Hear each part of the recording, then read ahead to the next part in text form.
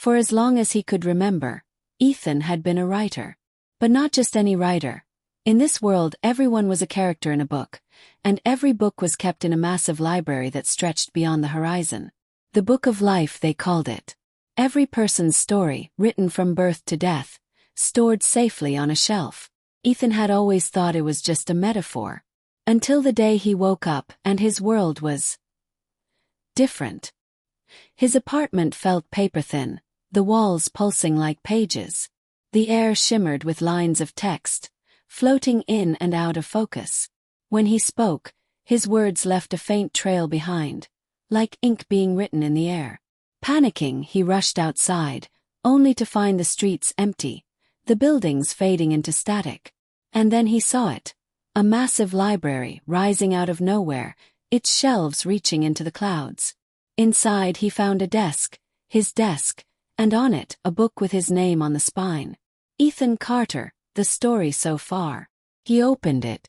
It detailed his entire life.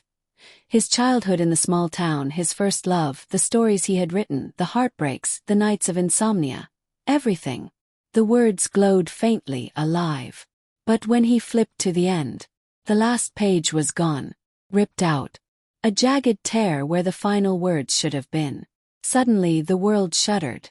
The floor beneath him bent, and he felt himself slipping like the story itself was unspooling. His heart raced. Was his life coming apart without the last page to hold it together? Desperate, Ethan began to search. He wandered through endless aisles, each book whispering as he passed. She will die in her sleep at 78. He will fall in love at 32. They will never know the truth. He saw others, lost souls, wandering through the library, clutching their books, begging for missing pages. Some cried out in anguish, dissolving into ink stains as their stories ended without closure. Then Ethan heard it, a rustle, a faint tearing sound. He followed it through the aisles, heart pounding, until he reached a dark corner. There, beneath a flickering light, stood a figure, cloaked in shadows, holding a handful of torn pages. The figure's face was hidden, but its voice was sharp as a quill. The last page is where it all ends, Ethan. Without it, you are nothing. Ethan pleaded. Please, give it back. The figure tilted its head. You must write it yourself. But beware. Every choice you make now becomes permanent. There are no rewrites in the Book of Life.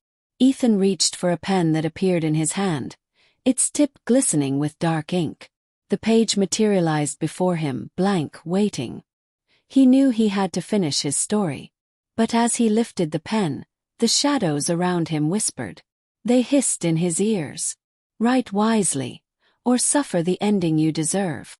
Ethan's hands trembled. Would he write a happy ending? A tragic one? Or was the ending already written, just waiting for him to accept it? He took a deep breath and began to write. But as he wrote, the ink on the page seemed to bleed into his skin, snaking up his arms like veins. The more he wrote, the more the world changed. The library walls warped, the shelves bending in impossible directions. Ethan's thoughts twisted, his memories slipping. The line between author and character blurred. Was he the one writing? Or was someone writing him?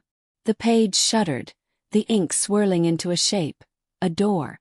Without thinking, Ethan stepped through, into a dark, silent room. A single desk sat in the center, a book resting on it. The book had a title, The Last Page. It was his story. And as he opened it, he saw the words he had just written. Only now they were already there. They had always been there. He turned to the last page. There in neat black ink it read, Ethan Carter's story ends here. And beneath it, a single line still being written. Or does it? Ethan's pen hovered over the page. His heart pounded. And as the ink spread across the paper, he realized. This wasn't the end. This was only the beginning. Ethan's story didn't end because he learned the truth. The last page is never really written. We are always writing our story, one word at a time. But in the library of life there are others, watching, waiting, holding torn pages in their hands.